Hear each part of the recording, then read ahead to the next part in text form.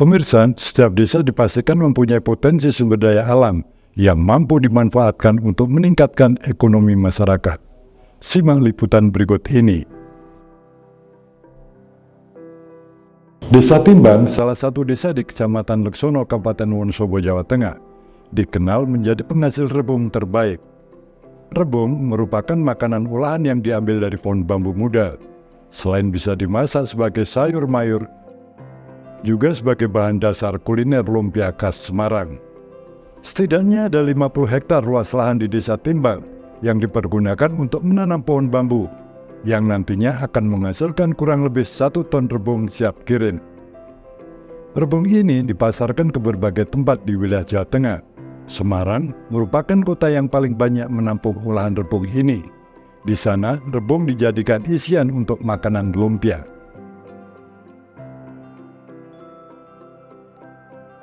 Berbeda dengan Desa Jogolsari, Kecamatan Leksono, Kabupaten Wonosobo, Jawa Tengah, sebuah desa yang kaya potensi sumber daya alam, terutama pohon nira. Oleh warga, pohon nira diolah menjadi gula Jawa dengan berbagai varian seperti gula Jawa jahe, gula Jawa susu, dan rasa lemon.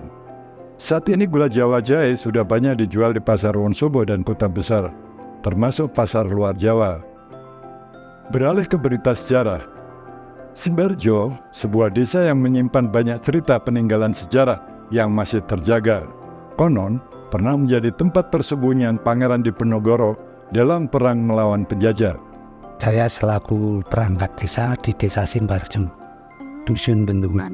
Oke, Pak, saya mau tanya-tanya tentang pendopo ini. Pendopo ini pertama dibangun waktu kapan sih, Pak? Pada tahun berapa? Pada tahun 1922 Masehi ya. Oh, sudah sangat lama ya. Untuk bangunannya hingga saat ini itu masih real atau pernah direnovasi atau diubah ornamen-ornamennya? Kayaknya masih seperti yang dulu ya, Mbak. Adalah pendopo Glondong Kartodiarjo, merupakan jejak dari Surang Kartodiarjo, pemimpin pertama Desa Simbarjo. Pendopo dibangun pada tahun 1922 sebagai tempat tinggal keluarga. Pendopo Kartodiarjo ini biasa disebut dengan nama Rumah Glondong. Sejak tahun 1922 hingga tahun 2023 ini baru 1 kali renovasi pada atapnya dan masih dijaga kelestariannya oleh generasi Kartodiarjo dan menjadi kebanggaan bagi masyarakatnya. Tim Liputan Mercusuar TV melaporkan. Seorang warga negara Kamboja berinisial ZHI 40 tahun berhasil diamankan petugas kantor imigrasi kelas 2 non-TPI Wonosobo karena berupaya memasukkan identitas diri dalam pengajuan permohonan pembuatan paspor warga negara Indonesia. Atas perbuatannya diancam hukuman paling singkat 5 tahun penjara atau denda 500 juta rupiah. Pria berwarga negara Kamboja hanya bisa tertunduk pasrah saat dihadapkan awak media. Diketahui dirinya berupaya mengelabui aparat imigrasi saat pemeriksaan dokumen kelengkapan persyaratan mendapatkan paspor warga negara Indonesia. Lebih dari itu, saat wawancara petugas merasa curiga karena tidak lancar berbahasa Indonesia serta tidak paham tentang keindonesiaan. Kepala Imigrasi Kelas 2 Non-TPI Wonosobo, K.A. Halim, menjelaskan pihaknya tengah mendalami motif pelaku untuk mendapatkan paspor warga negara Indonesia. Lebih lanjut, pihaknya tengah berkoordinasi dengan pihak-pihak terkait. Pengamanan seorang warga negara Kamboja yang mencoba membuat paspor Indonesia di kantor imigrasi non-TPI Wonosobo. Inisial ZAI, laki-laki, umur 40 tahun. Pada saat wawancara, yang bersangkutan bahasa Indonesianya kurang lancar, begitu kita dalamin juga tidak mengetahui banyak tentang Indonesia. Selanjutnya juga kita berkoordinasi dengan tim Interdakim yang memang membidangin untuk pendalaman, jadi ada BAP lanjutan atau BAP pendalaman. Untuk penanganan selanjutnya kita masih dalam pendalaman, mempelajari semua bukti-bukti yang ada dan berkoordinasi dengan instansi terkait sehubungan dokumen yang dikeluarkannya. Jadi masih sifatnya pendalaman dan yang bersangkutan juga masih statusnya sebagai saksi.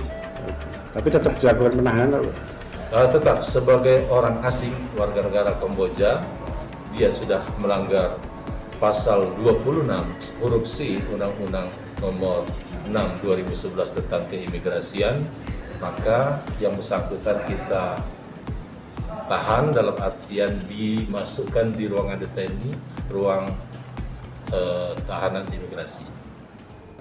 Atas perbuatannya, Setahi diancam dengan Undang-Undang Keimigrasian Pasal 126 huruf C nomor 6 tahun 2011 tentang memberikan data palsu untuk memperoleh dokumen perjalanan dengan ancaman hukuman paling sedikit 5 tahun penjara atau denda 500 juta rupiah.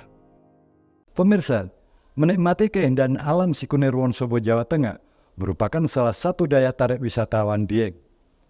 Pengunjung pun serasa berada di atas awan. Seperti apa keindahannya? Berikut liputannya. Matahari menampakkan diri menyeruak di antara pegunungan yang begitu indah. Ini merupakan daya tarik tersendiri bagi pengunjung yang datang di Bukit Sikunir, kawasan Desa Sembungan, Wonosobo, Jawa Tengah.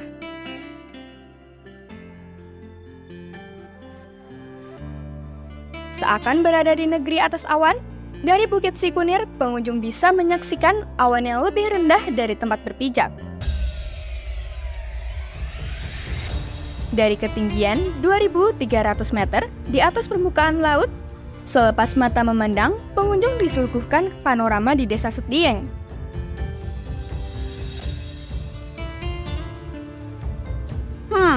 Udara begitu sejuk dan dingin. Hanya dibutuhkan 1 jam lebih untuk mencapai Bukit Sikunir dari pusat kota Wonosobo, Jawa Tengah. Saya sekarang berada di Bukit Sikunir. Bukit ini merupakan salah satu destinasi yang ada di kota Wonosobo, tepatnya di Jawa Tengah, di mana di sini terdapat banyak keindahan yang sangat mempesona. Di sini adalah destinasi yang sangat recommended buat para wisatawan yang datang ke sini. Bisa dilihat di sebelah belakang saya, banyak pemandangan seperti awan-awan yang ada di atas, seperti kita ada di atas awan. Kemudian juga Gunung Sindoro yang terlihat sangat indah di sana. Di sini adalah merupakan, kalau saya menyebutnya adalah tempat Golden Sunrise yang sangat menakjubkan.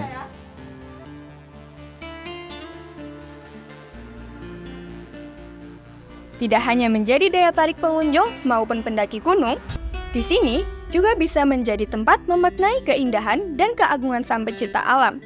Dari Wonosobo, Jawa Tengah, Bambang Hengki melaporkan untuk Mercusuar TV.